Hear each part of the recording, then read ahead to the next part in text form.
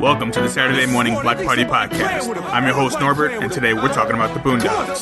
There's a lot of reasons why the Boondocks is one of my favorite shows ever. The show does a really good job of satirizing and critiquing both American culture as a whole and black culture in America. After the third season, the show ran on a really long hiatus, and fans were really excited when they heard that season 4 would be coming soon. But the show's creator, Aaron McGruder, wouldn't be returning to the show because he was busy pursuing his new show that's currently airing on Adult Swim, Black Jesus. And for a lot of reasons, season 4 is universally seen as the worst season of the Boondocks. It's got a significant drop in quality from the previous 2 seasons. And we're going to talk about why that is today. So here to help me talk about the Boondocks is my good friend Taylor. Enjoy.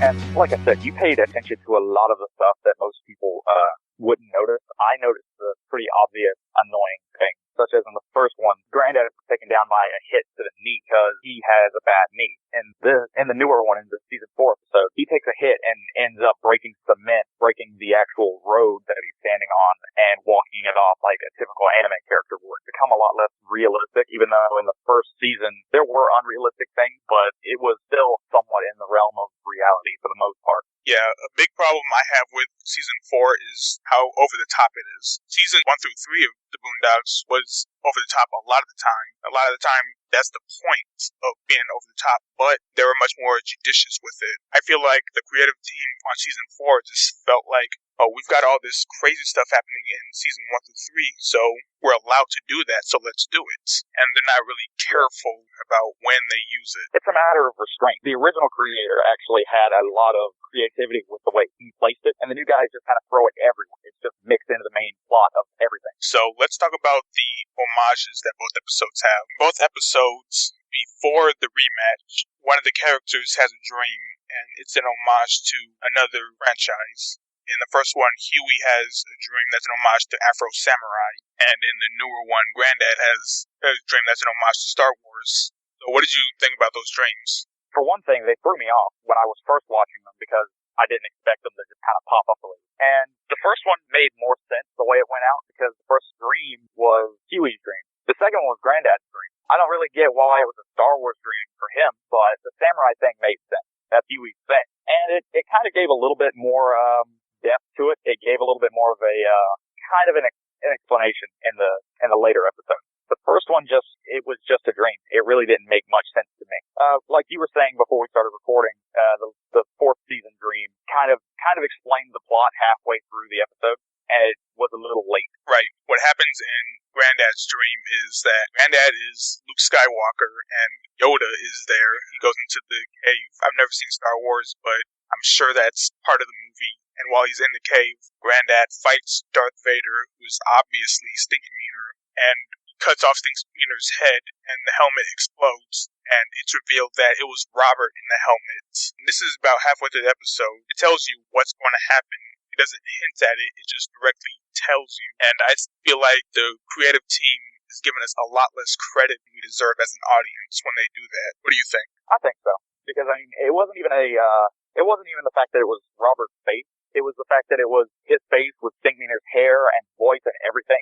And just the entire look of him was almost the same. And then not 5 minutes later, he literally became that. It kind of makes it feel like they had to explain it to us because they feel like we wouldn't be able to understand the meaning behind it.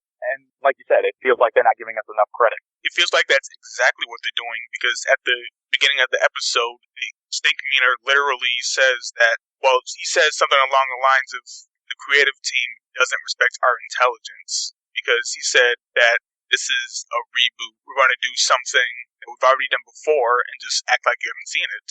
Yeah, and then he just started kind of laughing about it. Lines like this can work sometimes, but the thing is, pointing out a problem does not excuse you from doing the problem. Just because you point out something wrong with your show doesn't mean that you haven't done something wrong. And it's actually worse that they pointed it out and knew that it was wrong and just went with it anyway. They're showing that they're screwing up and they're not trying to do anything about it. They just kind of did it. Yeah.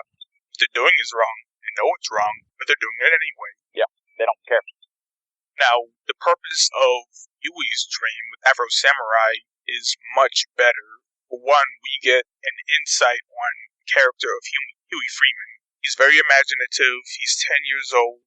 We get to see how his mind works, but we're reminded that he's a kid. He's always been the voice of reason, but we have to remember he's 10 years old. This dream actually convinces him that Stinkmeaner is this super-powered blind samurai, when in reality Stinkmeaner was just a frail old blind man who got in a lucky hit. Yeah. And he realizes this only after Stinkmeaner blindly runs around the ring. Also, Afro Samurai is a much better choice than Star Wars, because Afro Samurai is a black anime, just like Boondocks is. Star Wars, I have no idea why they chose Star Wars. It was like they just thought, hey, what's something popular we can do? Oh, Star Wars. Yeah. I mean, in the first episode, there was also the fact that he pulled out a samurai movie to try to back up the fact that he thinks Stinkmeaner isn't only this powerful warrior, but he's got heightened senses from being blind and this and that. It really does show that he is the voice of reason in some ways, but he really is still a child with an overactive imagination. That's right, and that's a problem that is shown throughout the entire season 4. A lot of the time, Huey is just reduced to the voice of reason, and he doesn't do anything besides nag Riley and Granddad about what they're doing.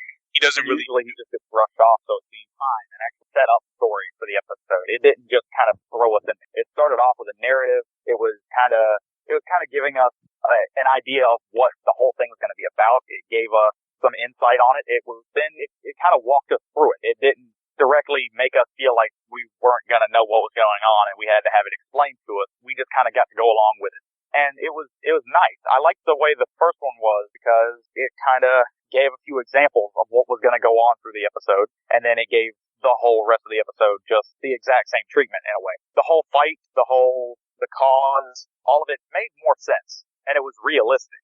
An angry blind man who hates everything screwed up a car, and they got into a fight over it. That was pretty straightforward and simple. After he lost, the whole thing was uploaded. It became viral. It became popular. And it was all over the news. It's nationwide, known everywhere, and it was a pride thing by that point. So the granddad had to go back and do it all over again. And ultimately, it just kind of wrapped things up at the end. The season 4 episode, it kind of just threw us into what was going on. It explained to us that we already knew what was going to happen because they already did it, and they were just doing it again, like you said. And then it kind of just threw us straight into completely confusing, unrealistic, and unexplained stuff.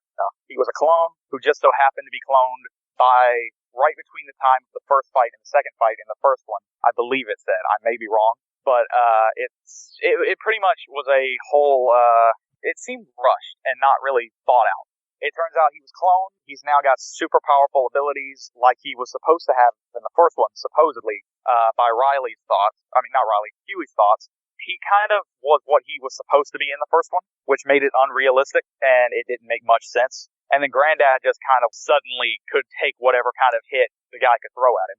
And then it just kind of rushed us through the fact that Granddad was doing the same thing he did the first time. It was a pride thing. He got angry about it going viral again. And Riley tried making more money off of it, like in the first one. It pretty much took everything that the first one had and threw it in a pile rather than spreading it out and organizing it. Well, actually, it was Ed Wensler Sr. who tried to make money off of it, but I still agree with Riley what you say. Oh, Riley he mentioned it, but he didn't actually go through with it. Yeah, you're right. And I feel like that both episodes had the same amount of plot. They had the same amount of plot, but it was the way they went about it and the way it was laid out. Right. And I feel like the first episode had a lot more substance. The first episode had a lot of commentary about society and black culture. We'll talk about that a little bit more later. It had a lot more humor, and it had a lot more atmosphere. While the new one was a lot quicker in how it was doing the plot, there are a lot of points where the show just stops for the dialogue. One of these moments was when Uncle Ruckus came. In the original, while Uncle Ruckus was ranting on about black people can't fight and everything, we still saw in the background Robert training. He would be running through trees, doing sit-ups and everything. So the story was still going while Uncle Ruckus was talking. In the new one, we just drop everything so we can focus on Uncle Ruckus with his racist rants. And that is another problem that this season has. He overuses Uncle Ruckus. It kind of forgets his original purpose. It tries to make him the star. Yeah, and I think that's because of how popular he was. I loved him when he first was introduced because I found him hilarious. And he was good for those little comedy moments where he just kind of came up while something was going on in the background, like you said, and he made his little rant, and then it was kind of pushed aside after people laughed at it, and we went right back to the main plot. But now it seems like they're trying to make him the center of attention because of how popular he was. That might just be me because I wasn't there when the show started, but that's what I'm getting from watching all of season 1 so far, and then starting on this episode and getting a piece of season 4. Well, I agree with your take on it. Season 4 actually has a subplot where Uncle Ruckus tried to run for president. He got a lot of support, but he still ended up losing. So now he's trying to run for mayor. And they focus on that for exactly one episode, and it's never mentioned again. An unsteady plot. The whole show has a slightly unsteady plot, but it always kind of ties in and makes references. That kind of annoys me that they're doing that now. But like I said, I'm only on season 1. I don't know how the entire series is. I don't know how season 2 and 3 are. But just from the first season, it doesn't seem to go the same way. For those of you in the audience who haven't watched season 4, it has 2 overarching plots, which the 3 seasons didn't have. The main one is that the Freeman family is broke because Granddad refinanced the house because of an internet pop-up ad. So now they owe a ton of money to Wansler II, who is the son of Ed Sr., the fat white man, and the father of Ed III, the red-headed Iraq veteran. And they drop these subplots harder than Adventure Time does. I bet Pendleton Ward is laughing at them. But we'll talk about Adventure Time some other episode. And it's weird how they shove Ed Wansler Sr. in here because, one, there is no mention of some of the previous episodes. The Freeman family was literally put into slavery by Ed Wansler II, and they burned down his amusement park, but there's no mention of this at all. There's no mention of why Ed Sr. is coming in talking about how much money they owe him when his son is in charge of the real estate. Yeah, that didn't make much sense to me because I haven't seen season 4. I just kind of assumed that it was something that they did to screw up. But now that's cleared up, it makes a whole lot more sense. Yeah, that plot never gets resolved.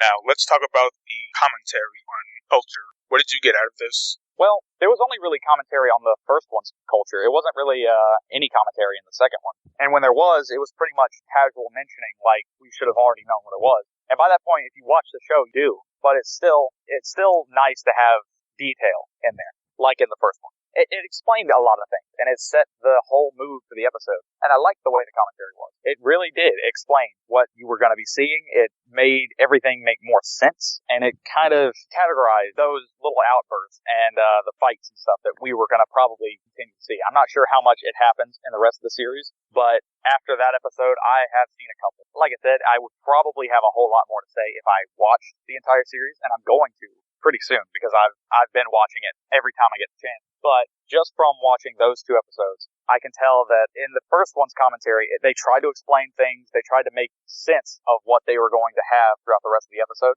And then in the newer one, they just kind of let it go. And the only time they really gave us any explanation, they just kind of threw it in our faces that they're doing what they want with the episode. And then they were showing us exactly what was going to happen in the episode. And like you said earlier, not give us enough credit as an audience. In the first episode, the commentary, which Boondocks is overwhelmingly known for, starts immediately. In the first 60 seconds, they introduce what is called the N-word moment. And what that is when a disagreement between 2 otherwise rational black men escalates into a worse situation. Now, the example they show is 2 unnamed random people. They bump into each other, and they end up pointing guns at each other. After firing out their entire magazines, they just decide to calm down, and then immediately 2 white cops show up and shoot them both down. Huey is narrating this. He tells us that N-word moments would be the 3rd leading death of black men, right under pork chops and FEMA. This concept of the N-word moment is revisited in seasons 2 and 3, and they build on it. And the conclusion that they come to in season 3 is that the only way to end an N-word moment is for somebody to go to jail. Now, with this, they really don't add anything. The N-word moment isn't a vehicle for commentary. It's pretty much a catchphrase or a plot point, but nothing much else. It's kind of lost value. In the first episode, it was really comic relief, and at the same point, it was kind of realistic because that can happen. It depending on the people. But the show made it just seem like it was going to be extremely common. And it ended up being exactly that. It kind of went from being something new to just reused and old. It kind of became a punchline in this episode. Like, it was really stale, I guess, is a good word for it. And in the first one, I mean, they made it actually funny. And this one, it wasn't even funny. And the humor seemed forced in season 4 compared to the first one. And it was just little things that it lacked. It lacked witty comments that the first one had. It didn't have as much of it didn't have as much just clever writing to it. This one just had more profanity and yelling from Stinkmeaner than anything. They do touch a little bit on commentary in the season 4 episode, but it's really just very simplistic, not subtle at all, just thrown in your face. They're continuing to treat us like we're not smart. The audience, treating the audience like we're not smart. The only bit of commentary I got out of that episode was when the police officer said, "Thank God for N-word moments, otherwise I wouldn't have a job." Yeah, that was a witty little moment, but one little moment like that didn't really make up for the lack of the rest of it. The first one I found little, and it wasn't even spoken moments that were kind of funny. The first one, like you said, they emptied both of their clips, and one of them had a fully automatic submachine gun, it looked like, and they were no less than 3 feet away from each other and completely missed every shot. That's one of the things that I found funny about the first one. This newer one, it didn't have any of the comedy that the first one had, except for that one moment that we're just talking about. Other than that, I only remember one part I laughed at, and that was at the very end after Robert beat up Stinkmeaner and told him to leave him alone. Stinkmeaner just said, "Well, geez, Robert, all you have to do is ask. I don't even know you, I'm just alone." Yeah, and the ambulance part, where he asked someone to call him an ambulance. Yeah. Those were kind of funny. There are a lot less funny moments overall in the newer season. In the first 3 seasons, I would be laughing and hearing memorable lines every couple of minutes, but with the 4th season, I get excited when I hear that 1 or 2 lines that I really like. It's kind of gotten the Family Guy treatment and the Simpsons treatment and any of the really more adult cartoons over time. Eventually, you start to realize that the earlier episodes of the show were always going to be the best, and once it hit a certain season, it starts just going downhill and becoming stale comedy that nobody really laughs at anymore. And it'll have one little hint of actual comedy in it, but at that point, that one little hint is only enough to maybe make you grin or chuckle here and there. It's not enough to actually make you crack up.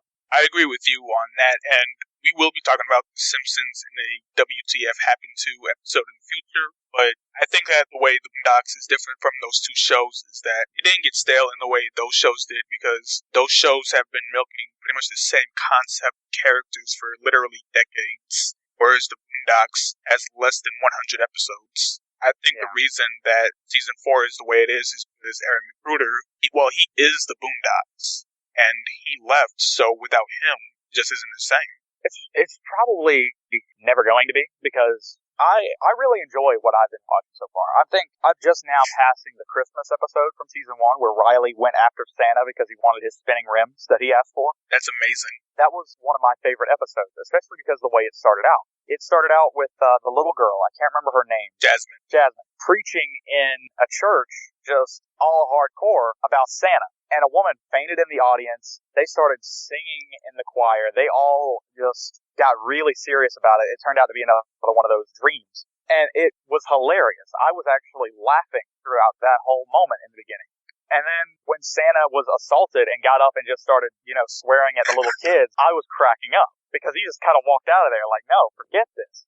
And this season seems like I'm not going to be laughing like that. It just doesn't seem like it's got what it takes. And like you said, it's kind of lost. It lost who it was when the guy left, because he was the one who brought the best of the show to the show. And I hate it when that happens to TV shows, but it's a never-ending thing. He wanted to pursue more, and I would love to watch this new show if it's anything like the Boondocks was in season 1. What did you say it was called? I think it's called Black Jesus. I'm waking up, new shoes, new socks, 2 blocks, TV, locked on Boondocks. I'm waking up, new shoes, new socks, 2 blocks, TV, locked on Boondocks. So, I know y'all been waiting a minute. I've been waiting a minute.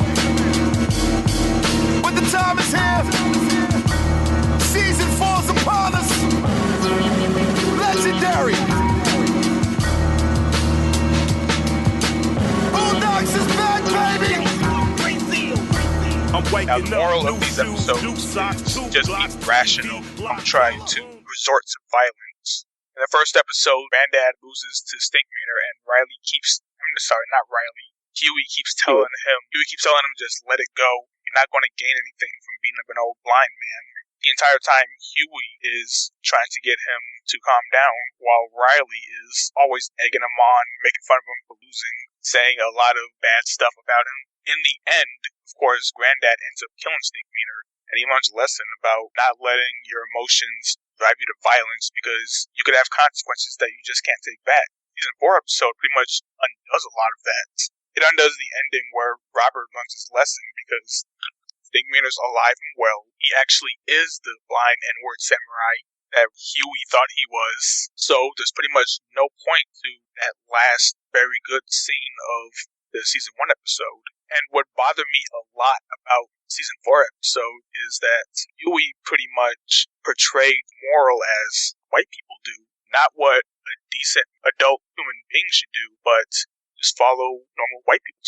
And they actually said that the opposite of an N-word is Mr. Rogers. And they had a character that looked a lot like Mr. Rogers in the show, who Robert tried to start a fight with. What are your thoughts on this? Well, for one thing, the whole show, I can't give a full opinion on the race thing because I'm white. But from my point of view, it was pretty much just setting up a joke, because not only did the Mr. Rogers lookalike walk away from the Granddad when he was in Stinkmeaner mode, basically, he grabbed his daughter and said, let's just go and call the cops. So it was pretty much showing exactly what Huey was saying, and saying that it was pretty much the truth. And it just kind of was a visual to what he was talking about. The middle of the whole thing, to me, it kind of varies a little bit. The first one was all about hatred, ignorance, and pride, and then regret. This one was more along the lines of just annoyance and pride, and then revenge. And there was no downside to it. He didn't regret killing him the first time. He just mainly was regretting not killing him again in the end. It just kind of took away the whole meaning of the first episode. Oh, well, the reason he didn't regret doing it in the episode is because, well, you haven't seen season 2 and 3, and there are Stinkmeaner episodes in both of those. In the second one, Stinkmeaner goes to hell, and he becomes the greatest martial artist in hell, so the devil lets him leave and possess Tom so that he can spread hatred and misery through the black community. So they have to fight and possess Tom, and they have to exorcise him. And there's a good lesson about how if you try to find common ground, you can oftentimes overcome hatred. And in the third one, Stinkmeaner's old gang, the Hateocracy, come back, and they try to kill the Freeman family. It seems like the first 3 actually had some kind of a lesson to be learned from them. Yeah, the first 3 had a lesson to be learned, and the fourth one just kind of undid all of that. It kind of just took away the fact of actually teaching something about wanting revenge and wanting any kind of...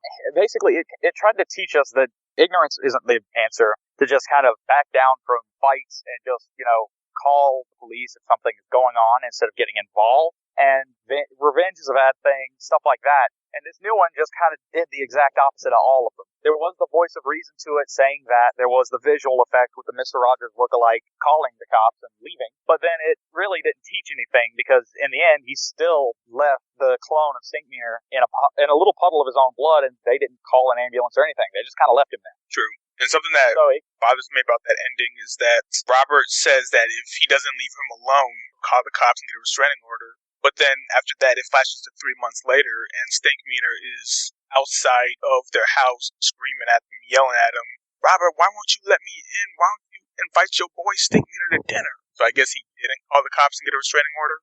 I didn't even notice that there was a 3-month skip. I guess I looked away or something like that.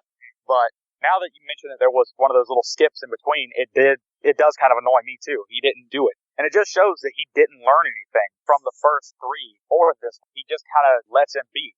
And if that's setting it up for another Stinkmeaner episode, that's going to get a little repetitive, and he's going to become a punchline. Something like Frieza did in Dragon Ball Z up until GT when he made that return. Oh. He kind of became the punchline villain. Well, actually, this is the final season of the Boondocks. The last episode of the entire series will be airing tomorrow night. Oh, I didn't know that. Okay. Never mind. But it just kind of seemed like it was going to set it up for something repetitive to happen. Yeah. Now, another thing with this episode that reflects the problems of the entire season 4 is that when it has a moral or commentary, they just say it. They don't show it. They just have a character spell it out for you. This happened a lot when they actually started with Granddad. He just spelled it out. Mr. Rogers would walk away and call the cops. And pretty much that exact line is repeated twice more throughout the episode. So they just literally say the moral. And that's really not as effective as showing it through the plot. That happens a lot in season 4. It seems like they're thinking, okay, we have to have a moral, but we really don't know how to show it. So let's just have a character say it, and then we can move on. This happened in the first episode of season 4, and I saw some GIFs of it online, and I actually got really excited because there's this one character who is a parody of Chris Brown, and he said, this music scene is terrible. You have to act ignorant to stay relevant. But when I actually watched the episode, it became a lot less profound because that's pretty much all there was to that commentary. It just seems like the whole thing becomes a little bit more... It seems like they're just trying to pump out more episodes because they're still going to make money on it until the end of this season when it finally has the finale of the series. It seems like they don't want to let it go because at the moment they're still able to make something of it. Even though it's not good, people still tune in to watch because they're that far in, and they just want to know what happens up until the end. And this happens with a lot of shows. No matter how bad the show becomes, people will still watch it because they're sucked in. They're in it now, and they want to find out how it ends. So they kind of stop putting in the effort to explain morals in clever ways. They just kind of throw them out there, and that's it. They kind of just put it there and end it. It's a lot less creative, and it's just kind of straightforward and boring. So I completely agree with what you were saying. I haven't seen season 4 yet, but it really doesn't sound like it's worth watching once I get to it. It really isn't. Another thing that season 4 doesn't do as well is that there is almost no focus on Huey. The Steak Meter episode in season 1 was almost evenly divided between Granddad and Huey, but almost every episode in season 4 is focused on Granddad, and besides a couple of episodes, Huey doesn't have any more purpose than to say, hey, this is wrong. We shouldn't be doing this. Let me go over the 10 episodes in season 4. Episode 1, for some reason, focuses on Tom, and we have this parody of Chris Brown, and this episode is pretty much a rehash of the episode with Usher. The third one was pretty much an homage to Breaking Bad, and there wasn't much substance beyond that. There was a little bit about hair care products in the black community, but it wasn't really substantial. But that did focus on Granddad. Episode 4 focused on Granddad. Episode 5 focused on Granddad.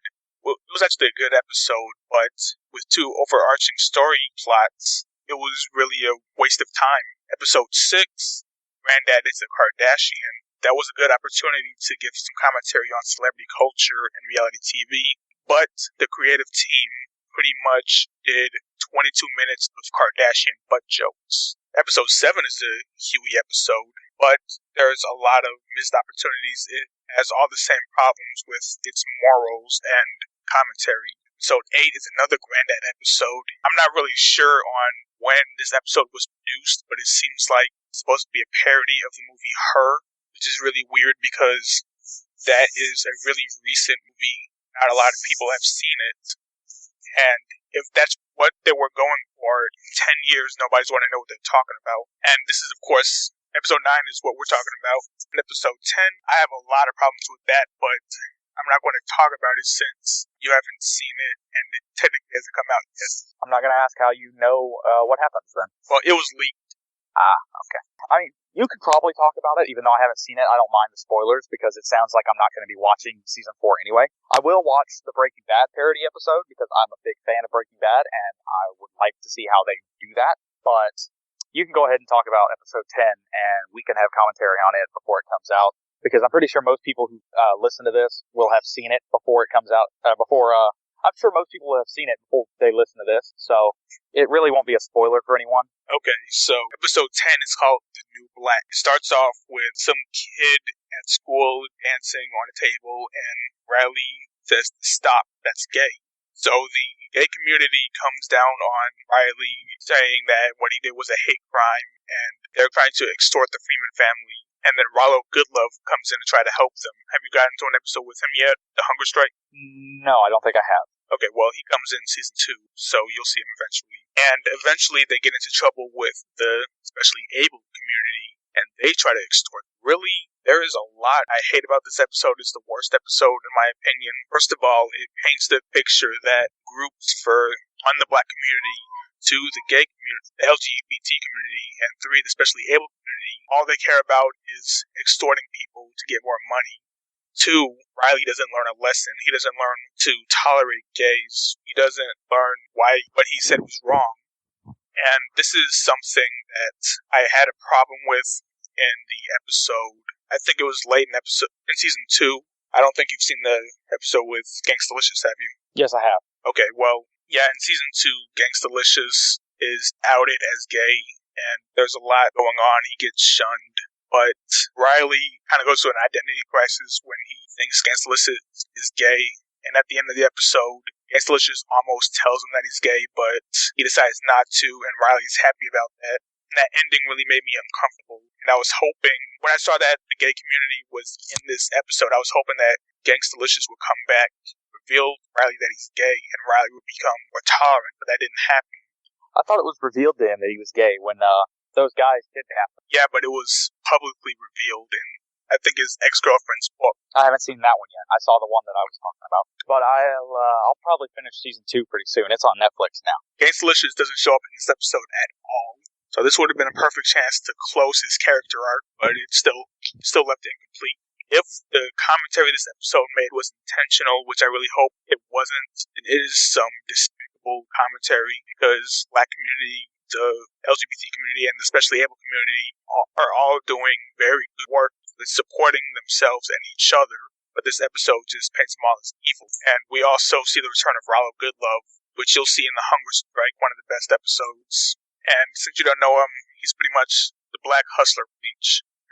He does things to line his own pockets and become famous under the guise of helping out the community and the church. And he's supposed to be deceptive, but in this episode he's just totally transparent. There's even this one scene where he talks about how the gays are coming in on his territory.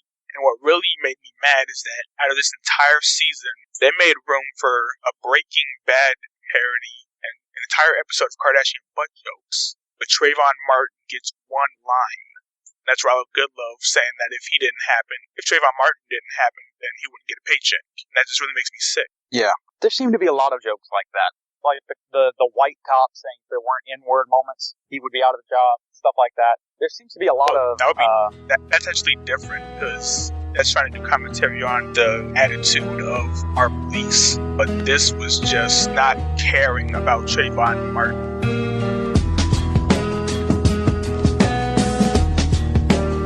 It's really sad that the Boondocks had to end like this. If you haven't watched season 4 yet, then I highly recommend just skipping it altogether. Now for the music we used in this episode, we started off with a remix of the Boondocks theme song by Metaphor the Great.